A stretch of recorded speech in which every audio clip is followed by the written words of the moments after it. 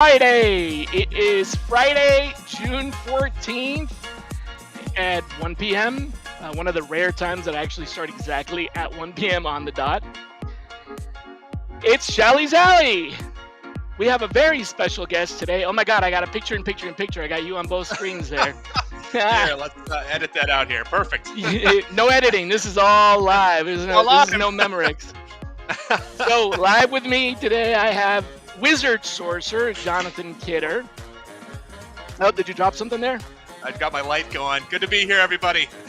All right, turn on the lights and let's rock this party. So we met at SourceCon in 2011, right? Yes, that was quite some time ago, right? So like literally 11 years ago, a decade and a year ago that we met. And I think you were working at Best Buy at the time. I was working at Best Buy under Allegis Global Solutions, and it was kind of my first job right out of school. And really, my team was like, you know what, you should go to a conference. And I started to kind of research conferences related to like recruiting and sourcing. And of course, SourceCon popped up number one in my search. And, I did some research and I was like, maybe I should go to this one. And it was being hosted in Atlanta at the time. And my hometown. Brand new. Yeah, hometown of Atlanta. Brand new experience. I had no idea really about sourcing at the time. Brand new, right out of school. And I got to see you, Irina, Glenn, all the greats, Dean DaCosta. That was fun time. Many others. And it was like back-to-back sessions. And it just really blew my mind at the time. You were like the MC, so you did a couple jokes. I remember that. Yeah. But you kind of went through like different sections, and you really shared a lot of valuable information too. It was, for someone starting out brand new, it was just so much information. I was very overwhelmed, but very just excited just to learn more about it. And it was definitely eye-opening on my end. That's me, man. I'm always spilling the beans. You were very. I don't think anybody's created as many competitors for themselves as I have. When I started doing this, like in 1996, I can't remember how many. There were maybe like 6 or 7 people that did what I did. Not very many. And oh my God, John Sumsner had written a book on disc. That was like the first book on CD-ROM that was like about like recruiting technology and stuff like that. And I bought that in like 1996. Anyways, so back then it was maybe 7 people.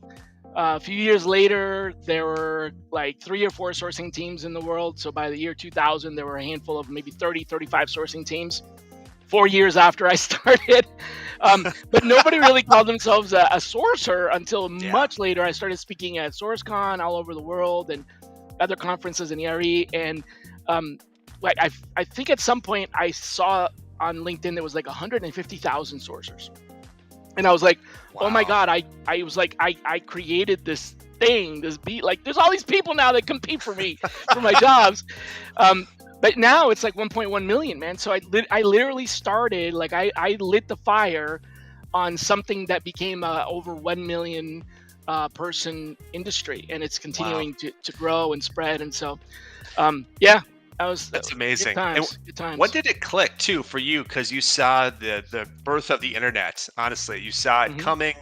When did it click in your head? You're like, oh my gosh, leads, internet connections. Dude, it was like, I was getting whooped. My first job at an agency staffing firm, right? Where like it's all about the commission and contingency searches, and they actually had some contract searches as well. But they didn't really have a lot of training. It's like, here you go, here's your phone, and there was no technology really. They had CPaaS for their ATS, which was horrible green screen technology. They had Lotus Notes for email, which replicated once a day. I mean, it was like whatever. And so, I'm seeing everybody else ringing the bell, making placements, and I'm sitting there by myself going, this isn't working. So like maybe 2 months into it, I had my laptop at night at home, and I was dialing up literally like 38,000 baud, dialing up to like bulletin boards, and I was like what the fuck? Might as well, like, hey, does anybody here happen to know? I don't know anything about this thing called Oracle. Has anybody ever heard of this Oracle DBA? It had like just come out. Okay, seriously, it was like day one of Oracle DBAs or whatever. And some guy on this bulletin board was like, yeah, I know somebody, but they're not in this board, they're in this other board. So he gave me the address for the other board. I'm like, all right. So I connected to the other board. Again, dial up, create an account, all that. I'm like, hey, somebody told me that there's a so-and-so here. His name was Sashi Joshi. I still remember because it was my very first placement. Yeah. And and I just made a connection through that, and that's when it clicked. It was like, oh, Sashi had never posted resumes anywhere. He wasn't even looking. He just got gigs through friends. Wow. People were like, hey, check this out. And he was like one of the first few, like mega Oracle DBAs. I remember I placed him, and the bill rate was $250 an hour. We're talking about in the 90s here. Okay. Incredible. It was so high in demand. It was so high in demand. So from that time on, I would go home and dial up. And they used to make fun of me at the office. They're like, oh my God, here comes Shally with his floppy disk. And, I used to call it my sneaker net because I would, come in. And I knew, the internet was there, but they didn't even believe in the internet. And I was like, we don't believe in the internet. We just use the Lotus Notes. So, wow. Yeah, that lasted about a year before I just crushed every company record that they had. Most placements, most contractors out, most placements in a week, highest bill rate. I mean, everyone. And it was like, hey, man, how are you doing? I'm like, you remember that sneaker net thing that you used to make fun of me? That's literally all I'm doing. So, bye, see ya. I'm out of here. Somewhere where they don't make fun of me. And that was the beginning of the beginning of the beginning of the end. Right. So how did you get into this? Yeah. Because you were like, you were at Best Buy. This was your first job. And all of a sudden you find SourceCon. But how did you even start? So that's a good question. I went recruiting. to school. I went to school for like communications, marketing, and I really felt like I was going to get more into like advertising, social media. At the time, social media was just book publishing. Publishing. It was. I went to school around 2007, and Twitter was just on fire at the time. And I just recognized the benefits of that. Like, wow, I should really learn more about this. So I went to school and got a degree in communications marketing and got an internship and fell into kind of social media too at the time. And from there, kind of my first job after my internship was at a company called Allegis Global Solutions. And they were looking for someone to do social media employment branding. Hey, can you manage Best Buy's Twitter account? Can you, share YouTube videos about our career process, how to prepare for interviews, and so forth too as well. So I started in that area, and I would go in on site locally to Best Buy, and they put me right next to the recruiters. So every day I would hear them on the phone talking and screening candidates, and I was hearing their wins every day. Like, oh, we got this person submitted, and I'm like, maybe I should get into that. So I talked to my manager, and at first they're like, hey, let's get you into more lead generation. Let's get you into sourcing. At the time, they felt like sourcing was just like entry level. Like, here, just do this, find leads for us externally. And I fell into that around 2011 and just absolutely fell in love with it too. Because I would find leads, I would engage them, get them excited about opportunities, and then I would submit them to recruiters, and I would do that. And I had my weeklies too as well. And from there, it just really, really took off too. And then from that experience, I was like, maybe I should find a conference or something. And then I found SourceCon, and then I got to meet you as well, and meet many others. And from there, it just really took off too. So social media. Never were the same after that. That's funny. And never the same. So fun. I love just engaging people, getting people over the phone, selling too. And it's such an easy sell too. Like, hey, do you want to make more money? Do you want to work on this type of team? And it's just been a fun experience thus far too as well. Yeah, well, it's. I think after we met and you learned some of the stuff I had to teach you, all of a sudden your billing rate like tripled, and now you're like global head of all things sourcing at Amazon or something like that, right? Yeah, I'm a tech source at Amazon. I've been there for about 3.5 years. And yeah, we've got a pretty big team there. And I get to train and mentor many junior level sourcers. And that's something I really enjoy too, because you can source, but after a while that becomes kind of mundane. I really like to train. I like to see other people grow and succeed. And so that's why I really got into just training people. I created my own blog, wizardsourcer.com, just to share articles in the industry. And it just kind of took off. I started that in like 2016, just sharing stuff, what I was hearing in the market. And it really took off from there. And then you saw that I wrote a book. Yeah, so you copied me. You're like, I can do that. If that dumbass can do it, I can do it too. And so then you're like, I'm not just gonna write one book. I'm gonna write fucking 9 books. Of course, my first book has more pages than all of your 9 books combined, because it was like this thick. But then I wrote another one, and then I wrote another one. Now my third book is my last one, man. I'm done. You can keep the rest of it. You're like, I am done.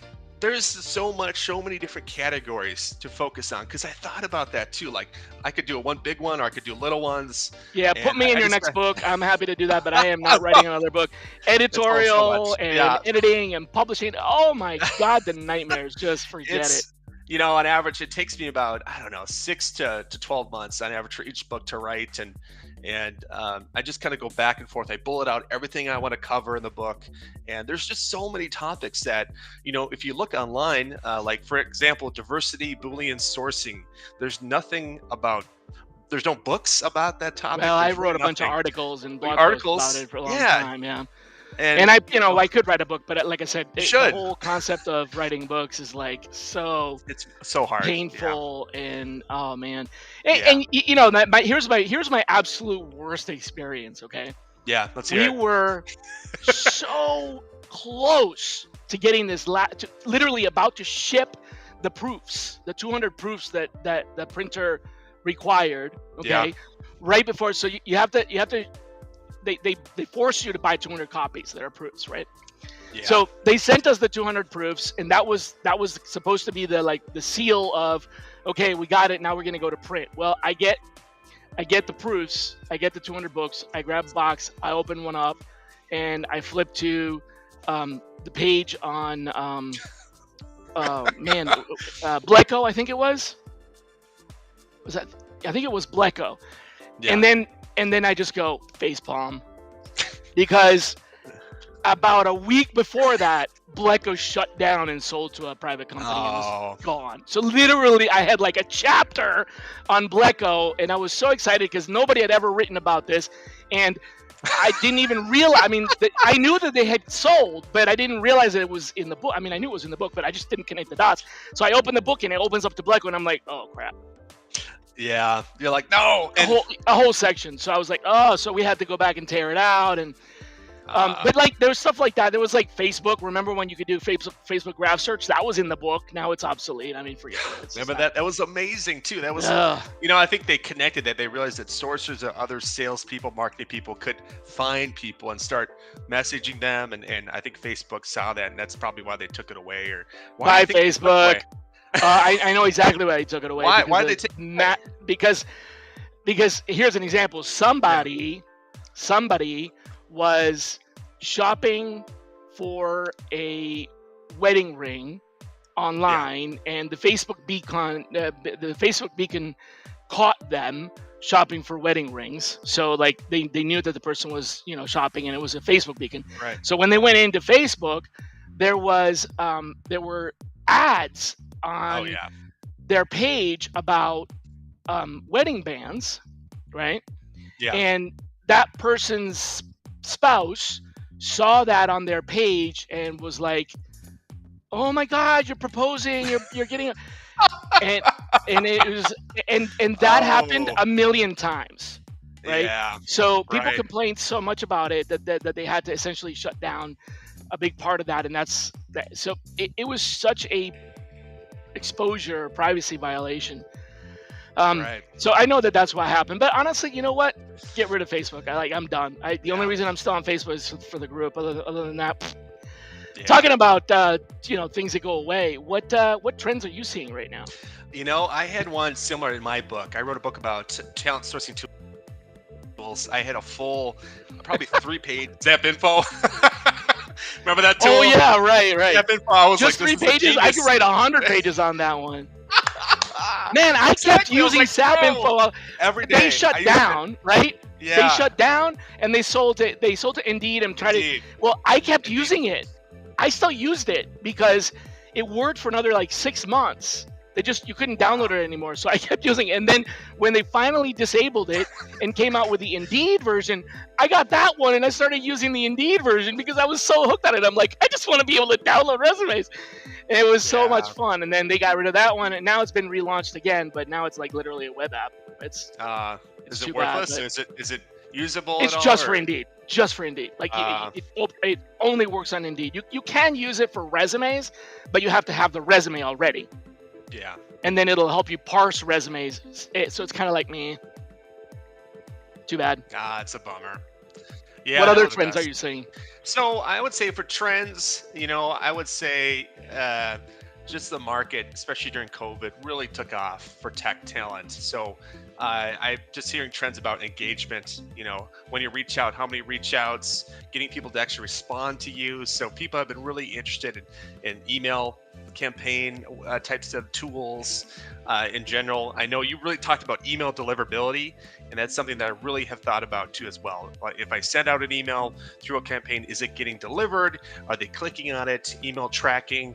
I would say that's kind of a newer thing that I'm seeing in mind. Is just like people aren't using LinkedIn as much anymore. I've talked to so many tech people that don't use LinkedIn. They maybe check it once a month, for 5 minutes, and that's kind of it. But email is still king. It's number one.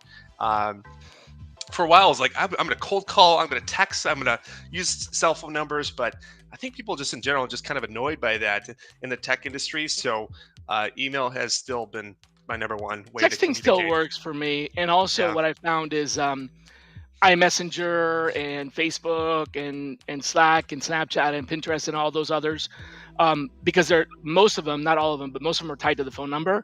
So if I have the phone number, I can use that to find them another way. And they may not respond to text messages, or they may not even get them. But if you find them on like a Snapchat or something like that, a lot of them are, a lot of folks are on that. So I would say that's a good area too. I would say, and the nice thing about like any sort of social media or email or text, many times it just goes right to my phone. So I get a ping if I get a text or any Twitter update or any Facebook or Slack update. I've got the apps. It pops up on my phone. So people are receiving it. It's getting delivered too. So that's a huge thing that's important when you are kind of messaging people in general too. Called The Art of the Recruiter Message. And really, I just break down how to really engage people effectively too. Like, what are the channels to communicate? How many times does it take to reach out to someone? On average, how many times do they click on it, view it? Tracking all that information will make you really successful. How many times does it take? Oh, it's, prior to COVID, I would say, 3 to 4 times. But now after COVID, just due to demand, 7. 5, 6, 7, 8, like lots. And I have lists for my managers, hiring managers, to reach out to leads for me. So I have them reach out, and they don't even respond to hiring managers now too as well. So because that's something when you have hiring managers say, hey, I'm interested in your background. Here's a project that I'm working on. And if they don't even respond to that, good luck as a recruiter trying to get them engaged. So I would say the demand has really increased too as well. So Shally, with your tons of experience too, you probably have gone through the .com bust, you've gone through recessions. I know right now it's kind of a bullish market. What's kind of your predictions for kind of sourcing in the sourcing world, just with everything happening in this current market? What should we do? Turning the tables on me, huh? Oh yeah. All right. I got it. So looking at it from a macroeconomic point of view, and looking at some of the bigger indicators like financial, world trade, purchasing power parity, gross domestic value, and product, and consumer price and producer price indexes, and all these things, you can see some patterns that are pretty obvious. And it's essentially a compression that sometimes is referred to as an adjustment. I was predicting this. I was talking about this like in the early days of COVID, in the first like 3 months of Yeah. COVID. I was already saying, guys, hold on, brace, because we're going to go into a hiring freeze. We're going to stop hiring. A lot of companies are going to say we don't want to do layoffs, so they're going to hold on to their people so they don't look bad and so they don't lose business and things like that. Right. And we're not going to have any hiring until this thing goes away. But when it goes away, what's going to happen is the floodgates are going to open and all the recs are going to become available all at once because nobody does any freaking headcount planning or, So if a company was holding off on hiring for a year, and during that year they would normally open 20 recs, on week one of the pandemic being officially officially like no longer lethal or whatever, boom, 20 recs, right? And everybody did that, and it's like nobody's looking at the other people saying, well, maybe we should wait a while. Or no, it was just like no titrations, just boom. So what I was talking about was hold on and don't do that, and instead, go slowly, prioritize, go slowly, because what's going to happen is if we do that, then we're going to have an adjustment. It's basically like an accordion. Exactly. Yeah. So all the breath, think of it as the accordion or the bagpipes, all the breath was pushed out of the economy and people were literally holding their breath. Then they did a big inhale. Oh, and that's been the last year. Guess what happens after the big inhale? The big exhale. Nobody's going to hold their breath again. They held their breath for a year and they inhaled and now they're like, oh my God. And then it's like, big exhale and then back to normal breathing. So that's literally what's happening. It's going to be up and down for some industries. It's going to be, some will be affected. What you're seeing in the technology startups, though, is investment that was there during COVID, and these companies usually have a 1 to 2 year pain point, right? So after about a year and a half, 2 years of funding a company that hasn't started turning a profit, they start asking questions. So that's where the funding starts getting cut off. So that's what you're seeing. A lot of these tech companies were being encouraged to hire fast. Yeah. And so some of them hired more people than they needed because they were being encouraged to hire fast. And now they're pulling funding. And so they're like, that's why you're seeing offers being rescinded and stuff like that. So that's a very unique, strong exhale reaction to, right? But don't worry, we're going to come back to, we'll start breathing normally in 6 months or a year. The other thing that I think that the other part of what you asked is what's happening kind of with the industry. There was a period where there were too many tools launching all at once, and most of them were incompetent, and there was a lot of bad noise in the industry. I'm talking about everything from AI to, I'm not saying just sourcing. I'm saying recruiting in general. There was all these tools and technology that, some of them were really good, but they were unfortunately drowned out by all the noise of all these other ones that were terrible, that are all out of business. Or they've been acquired and, chopped up and gone into other. So now we're starting to see that the key players actually strengthen their positions. So, for example, Seekout has some pretty good game-changing technology with consolidating all of their searches into one complex search. That's exactly what you and it's exactly what I taught you how to do in 2011 manually. Like if you were a scuba diver, you would know how to do decompression charts like a Navy SEAL by writing them on a slate. Well, nowadays that stuff is done with a handheld computer. Well, the same thing was what I taught you was the Navy charts of Navy SEAL diving, right? But now you use a computer. Well, that's what's happening. So Seekout's got this technology that essentially automates that. You still need to know how to do it, and it's always good to know the tables in case you don't have a computer. And it's always good to be able to do something by yourself without having to buy a tool. But that's what's happening is these larger, more successful tools are starting to consolidate their strengths and build in the areas that were major gaps. Right. And so, for example, go ahead. And I mean, they started maybe with contact finding extensions. I know there's been so many that have come and gone in that area. And that was like the number one. Here's an extension. Here's how to find someone's cell phone number, email. And many companies have like just started there, and then they started expanding from there. If it's, searching or, AI automation searching or, email campaigns or whatever else Seek Out has expanded into.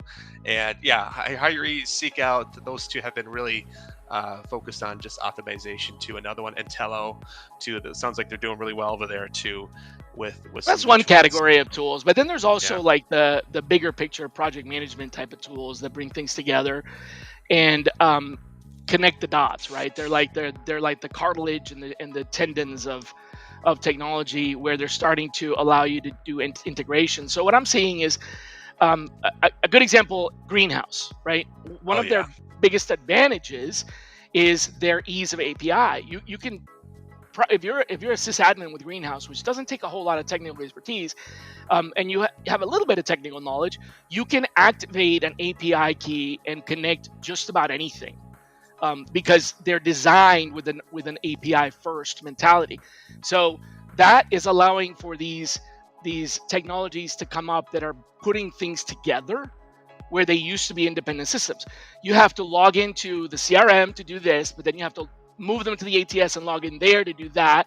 Then you have to go over here, you have to go to that tool to get their email, and then this tool to import the product. So all that stuff is being brought into a centralized point, but it's still best in class application. So you still use Seekout, and you still use Swordfish, and you still use LinkedIn, but Greenhouse allows you to connect all three.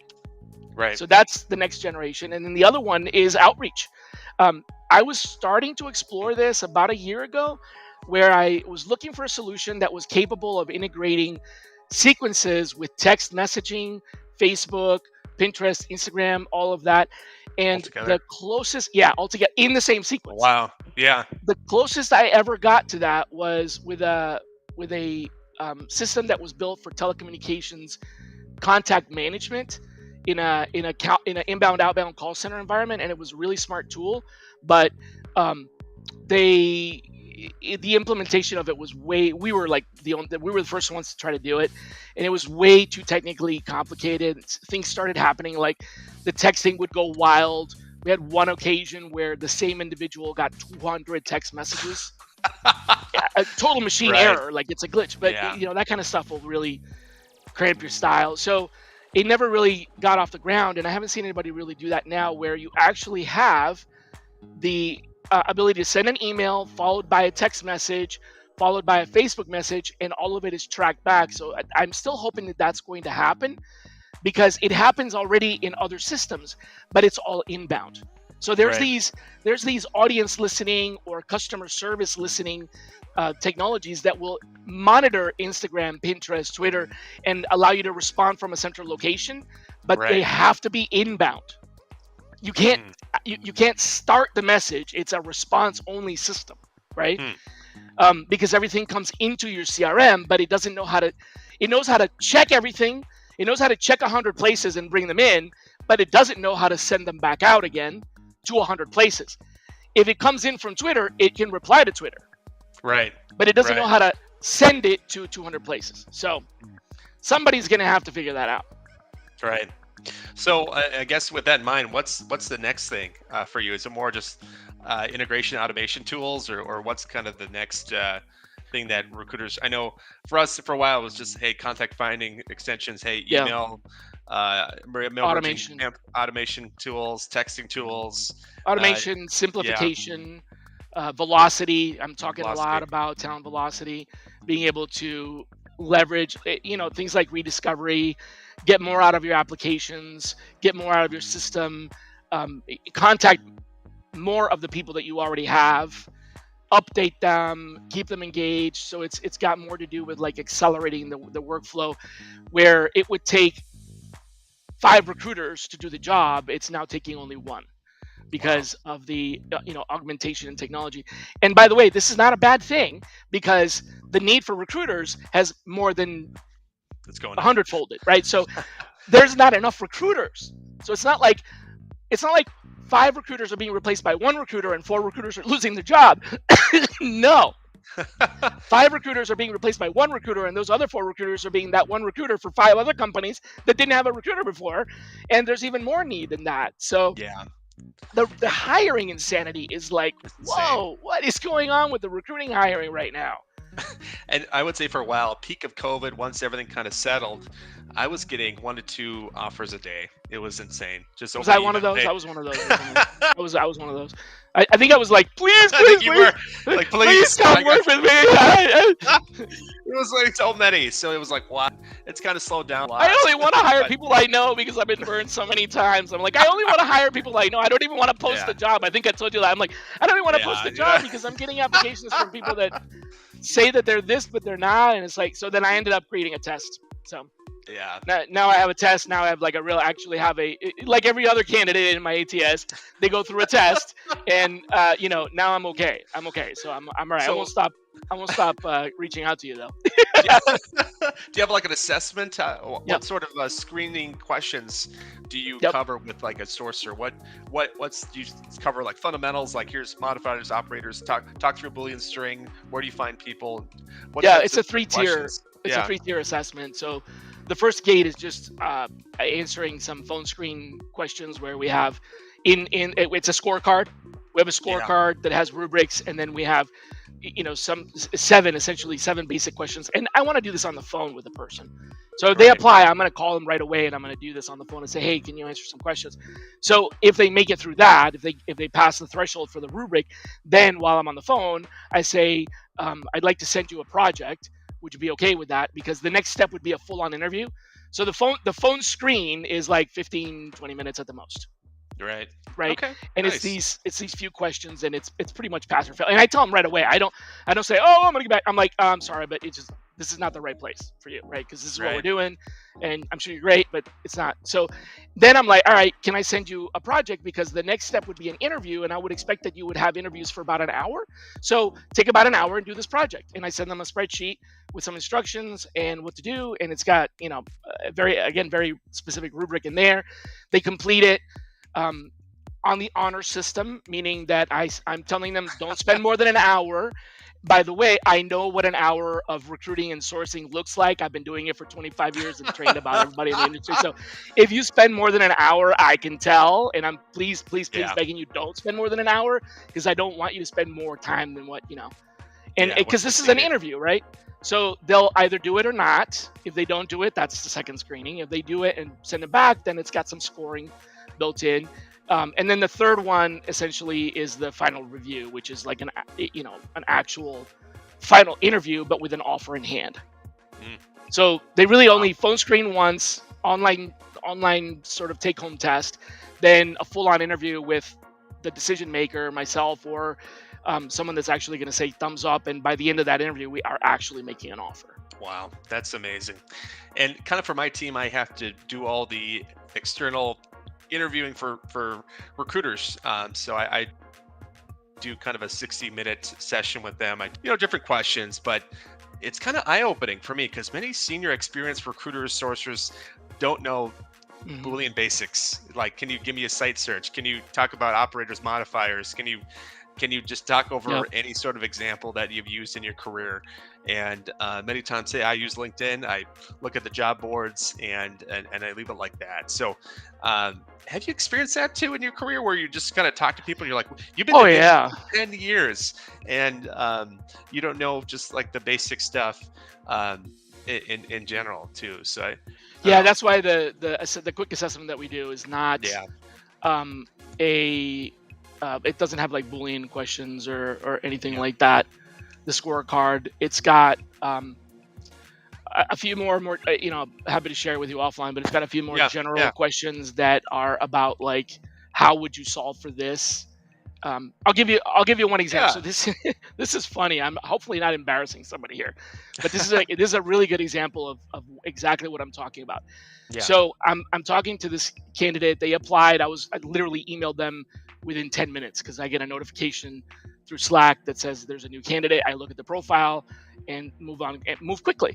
And I sent them a message and I'm like, hey, I'm interested in talking to you. So within a few minutes, is it okay if I call you? Do you have time right now? And they're like, no, but I'm free tomorrow. So we booked in a meeting. And so they come to the meeting. Maybe about 5 minutes into it, I asked this question. And the question was this: how do you find phone numbers for people that you need to talk to? And it wasn't Yeah. do you use any tools or extensions or Yeah. whatever? I mean, literally, the person could have said the white pages. This has got nothing to do with technology. It just has to do with resourcefulness and how would you go. You can say, well, I call their mom, or I'm gonna call him for. You could have said anything, right? So they're like, I'm sorry, what are you saying? I'm like, how do you get contact info? Let me clarify. Right. How do you obtain contact information for someone that you found? You're a sourcer. You find people. How do you obtain contact information for these people that you find? Hello? Hello? Hello? They hung up. Wow. They hung up. Yeah. It wasn't even like, I'm not really sure. I don't know how to. It was like literally they ended the interview by disconnecting the call. And then I thought maybe the call went bad. So I texted and called and no response. Then I get a message from our coordinator. The coordinator says so-and-so decided to withdraw from the process. Wow. Wow. Oh boy. Yeah. Thank goodness. And again, that's not about bullying. It's literally, No. it's your sourcing. The job for sourcing is to find people. One of the things you got to do is contact them. Right. How do you find them? That's just 101 too. That's just and there's like 7 or 8 other. I think altogether there's 11 questions in that quick phone screen that shouldn't take more than 15 to 20 minutes. Some of them are pretty easy to answer. Like he could have said, well, I use a directory or I use contact, whatever. Boom, that's it. It's a quick answer. Yeah. No, pretty simple. Wow. Well, yeah, I could kind of talk over kind of my books too as well. I've written on a couple different topics here. So, it's been really fun. It's become a hobby for me. During COVID, the peak of COVID, I had so much free time that I was like, you know what? There's so many different topics where if you do kind of just a general search, there's really nothing online, like how to even message people. There's no books related. There's lots of blog posts. There's books many about YouTube sales and sales marketing. Right. and I feel like no one hasn't tackled. I'm getting a commission for selling your book, right? I mean, it's just this is a 50-50. That's fair, right? 50-50. Boom. And there's nothing available, people. And Boolean Strengths, of course, Full Stack Recruiter and a couple other ones. Maybe even your books cover Boolean, but just there's not a basic one that just kind of breaks down the level of what I talk over to as well. And then how to speak tech, how to phone screen, how to engage people. I break over all the major, roles and in the tech field and how to phone screen, how to source, how to create different strings and so forth too as well. And then top talent sourcing tools, I cover all the different topics, lots of different categories to it. In general, talent source is more about, here's my overall strategy. Here's how I break down here's how I do an intake call. Here's how I create different strings. Here's how I engage people online. Here's the communities. Here's the tools that I use, diversity sourcing, HBCUs. Here's how I find them online, name generation, communities, how to engage. Oh my God. As you're going through this, I'm realizing that's literally each one of those is a chapter in my book. I could have combined them. I know. Yeah, you could. So well, you know what? Yeah. You know how you have like that Harry Potter box set? You need to sell a box set, right? The Wizard Sorcerer box set. I totally, I totally need to do that. And really it is. I could combine them all, just like your book. Every chapter, you break down, every in-depth detail too. So the way I wrote my book, honestly, was because the first one was really a survey or a report on all things sourcing at the time. Then the second one was meant to be a textbook, which is still used to teach courses at university, and it works that way. But like a lot of other textbooks, it's not something you pick up the front page and read to the last page. It's more like you skip around, and it's more like a reference guide, right? Yeah. So the third one, what I wanted to do was really put together an actual book that you could read, right? Yeah. And that's where it has like the beginning of the story of how did sourcing start? Where did it start? What's the economic significance of it? Why is it important? All the way through to like what you're talking about, the intake meeting, a bunch of search. So it covers all of that. It even covers some of the things that I haven't seen on yours, you might want to take this I'm gonna on. take the notes here. Yeah, which is the regulatory and compliance issues. Yeah. Yep. That's important too as well, and especially over the talent sourcing tools. Like I summarized in the beginning of the book, like, hey, consult legally with each of these. Like, make sure you talk to HR, just because we just don't know different countries, what they can use, what they can't use with data. So that's And really, even here really, domestically, for yeah. example, did you know there are 11 government agencies that have oversight to what we do? 11. No, no, Yeah, 11. most people don't even they don't even think about that. I mean, there's a whole chapter on that. Of course, OFCCP, which has Right. financial overs, like they can fine you, but EEOC.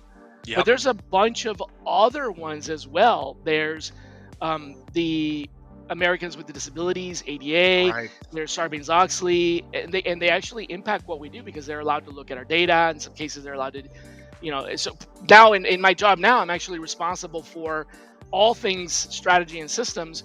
So Hmm. I work closely with our chief privacy officer on some of these things, and it's Wow. opening my eyes up to like a bunch of things that Kind of scary then too. I wish I didn't know, right? Right, managing or having data too. Yeah, and that's, yeah, HR. That's really good to have that. Just to know that information is really important too as well. Yeah. So I haven't Right. seen a book cover that. Of course, that's like not the most exciting. Yeah, and I'm like, but on top of that, I actually worked with a developer, and I created my own extension tool called Recruiting Wand. And this is the peak of COVID. I'm like, why don't I just create a tool like Text Expander, but more for LinkedIn? So what it basically does is you can go to any public profile on LinkedIn, and you could choose the message that you want to message someone with, and it just auto-populates. So that do this, majority like, why don't I just create one for free? And it works for me. Maybe not. It It auto wouldn't work for populates everyone. from like a list of messages or something. From their profile. So if you would pop it up right here, the extension would pop up, and then you would choose a template that you want to populate. I added about 25. That's what I meant. The template, right? Yeah. Okay. Yeah. So Yeah, it uses their information and then like a list of messages that. Yeah. Does it work Yeah. with Recruiter Yeah, it can. If you you can, emails or whatever? it could, yeah. You could go internally and do the same thing. It would pull up the same information. So you see how Right. it pulled up my name, my location, my Name, education, company. my Yeah. location. Sometimes it doesn't pop up, but you could just highlight anything, or here you could highlight that, and then just click And you on can the send button. them more personalized. But yeah, that's the one thing that LinkedIn, with Sure. LinkedIn Recruiter, you Yeah. can send batch emails, but you can only add their first name for personalization. That's it. Yeah. Yeah. Now I wish they would totally make it automated. I wonder why LinkedIn just doesn't do that, where it'd just be like, hey, auto-populate their name, their company, their location, their industry, their skill sets. Why don't you think LinkedIn hasn't done something like that with LinkedIn Recruiter? It's not in their best interest. Really? It would just automate it pretty much. So you could just go in. It's not in their Just best interest. Yeah. Really? That's interesting. Because they make As it is slower. right now, Yeah. one of the problems right now is with too much unsolicited messages.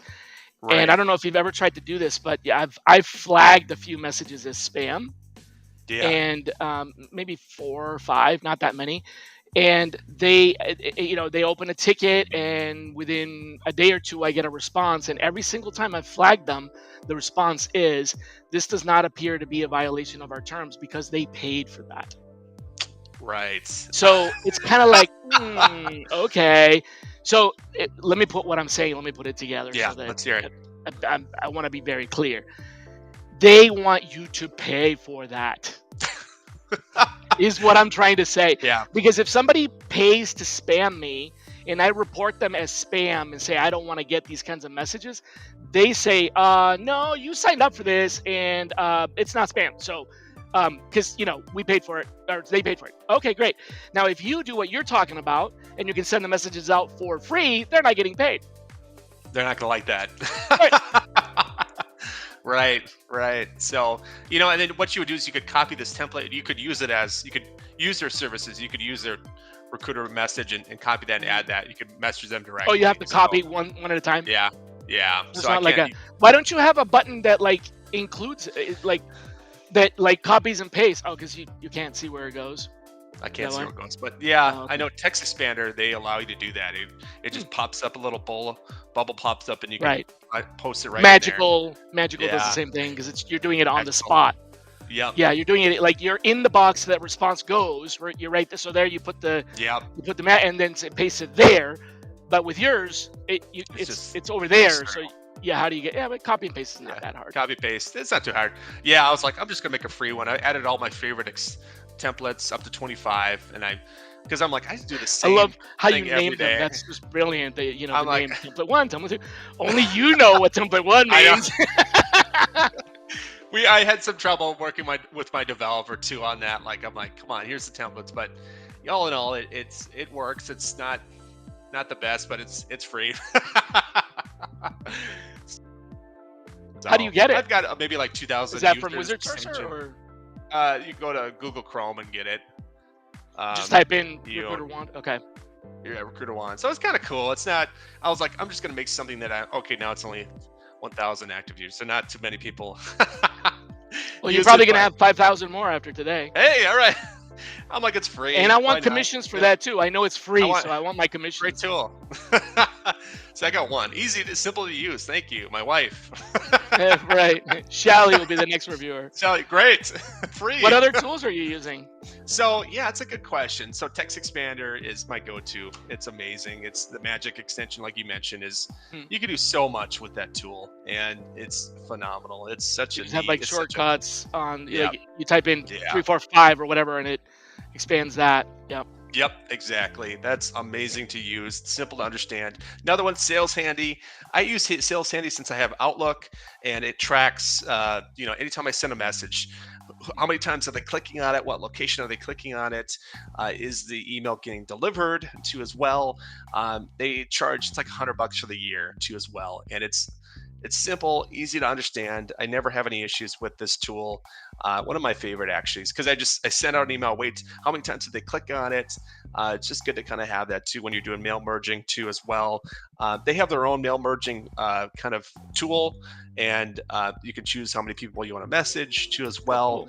And yeah, it's only like $25 a month for unlimited email sequences. So if you create one, if they respond back, it lets you know too as well. Simple, easy to understand in general too. So I like it. Some people, I'm sure there's other ones too that people use, but that's one that I recommend. Another one, Mailshake. Maybe you've heard of that one too. No, Mailshake, like a milkshake.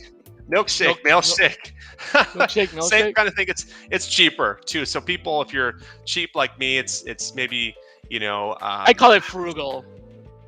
Yeah, frugal. I don't want to doing it spend too much money. Been doing it for 25 years, exactly. Yeah.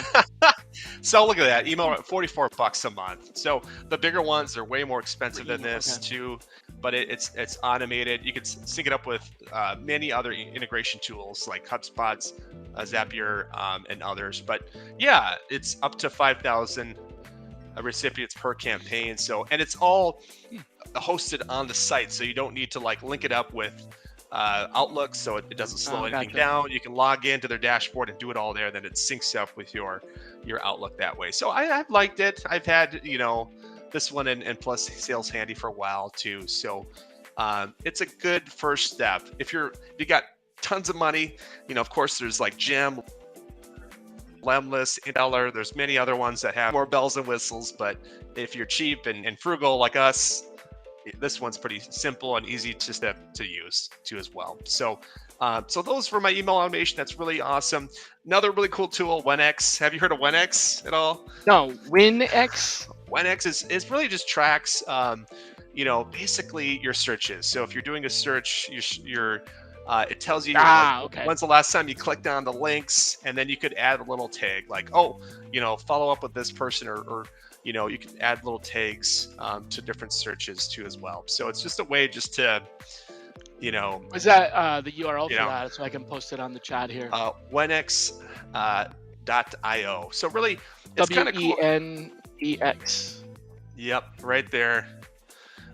Wenx.io, and it's cool. So you could go to people's individual profiles, and then you could, create like a notification, like, okay, you did a phone screen, and you want to follow up with this person in like 2 weeks. This little tool will just pop up and let you know, hey, I'll ping you, reach out to this person, has good experience, contact in 2 months, and it'll just give a little notification too as well. So Wenx, simple, easy. It's $8 a month too, but they have a free version too as well. And then you could see how it your searches, you could add different tags too as well. So Cool. if you create By the way, different tags- while you're on this topic, Todd Davis piped in. Todd. He said that Doug created a new extension called that's Clipstract. So I just posted the link there. Clipstract. I have not heard of that. That's pretty cool. Oh, Doug, I've got to meet him several times, and he's quite the genius. So look at that. It's kind of a download the extension. You can scrape information. Mm-hmm. Easy to use. It's just like the Zap Info, but I think it looks like it's Chrome specific, and that's all right, no problem. Yeah, come on back. We missed you. We missed you, man. Come on back, Doug. Missed you. I think probably he sold it, and then maybe he felt bad, like, wow, the tool is gone. Too many people were like depending on it. Yeah, living and dying by it. So it's interesting. So, wow. So request the app here. Let's see if I can get on their list or. Yeah. So you just have to request access, email, name. Google Todd Davis. How did I hear about it? I accept. That's right. All right. So yeah, that's a fun one too. There's so many other ones. Have you heard about Jobin LinkedIn automation? That's a newer tool. Yeah. I haven't really played around too much with it at all though, but the lady and the team looks like they've been posting a lot on Facebook about it. So, but you could do bulk automated searches and do a lot within the tool. Automated outreach here, track messages. Wow. What about texting? Are any of these good for texting, or do you use any texting apps? The only or one messaging other than email, like I don't know, Facebook, Pinterest, WhatsApp, anything else? Simple texting is the one that I've used in the past too as well. That was the only one that I had access to as well. But yeah, simple texting. I know Mike Batman recommends this one too as well. Simple texting. It's easy to understand. Okay. Yep, simpletexting.com. But I haven't really done too much. I'm more like an email, old school kind of person. Getting their email, sending them an email. Please respond. Stop if it works? Yeah, but no, that's cool. Yeah, so that's one that I would recommend too. What was your question? Sorry, I kind of jumped to the next thing. It was just, are you doing any texting or are you using texting? Yeah, that was the one that I would recommend too, in general. But there's a lot of tools that I use. It's always changing, but it's interesting. Like you said, a lot of tools have kind of come and gone too. So, or they've combined to other tools in general. So, but that's kind of the newer tools. Are you hiring sourcers? Because I know a couple of folks. Yeah, we are hiring still. You are? Definitely. If anyone on the call, reach out to me on LinkedIn directly. I could connect you to some people. We're hiring. We're looking for tech recruiters. Still in demand. And sourcers? You still do sourcing as a. Okay. Yeah, it's interesting at Amazon. It's a different job title though, or like sourcing recruiters. So there's one like me at the beginning of the funnel. I reach out to people. I create strings. I engage people. I do initial screens, and then if they pass the first round, then I send them to a kind of a client lead. And a client lead is someone who prepares them for the final round, and then eventually gives them the offer too. So it's the way it's set up. It's like a sourcing recruiter plus a client lead. Right. So you're hiring for that first job. So if anybody's listening, because I know some folks. We got some people hiring. Cool. Yeah, we're still hiring as well. Cool. So that's good. I mean, tech is still active. We're still kind of working through this bullish market too as well. So Yeah. But dude, I just realized I told you I was gonna keep you for 30 minutes. It's like coming on an hour now. Yeah. Man, that's what happens when you have too much fun. Way too much fun here. I Well, hate it's to been an draw it honor. to a close, but let's wrap it up because folks got to go eat or something. Let's do this again, man. Yeah, I appreciate it. I appreciate the time. It's always an honor. You're one of the first people I got to meet in the industry too, so I really just appreciate your eagerness to train and teach others too. So really, without you being here, Glad it rubbed off on you though. it That's rubbed cool. off on me. I wouldn't be here without your support too. So I really just appreciate that too My as pleasure, well. man. Good to have you. Yeah. Anything you want to say? Parting wishes. Have a good weekend. Happy 4th coming up here. That's right. Yeah. Oh my God, it's coming up soon. Can you believe it? Bye, everybody. We will see you next Friday. I think it's Dean DaCosta coming up. Whoa. So, Awesome. Yeah. Cool. See you, everybody. Bye-bye. See ya.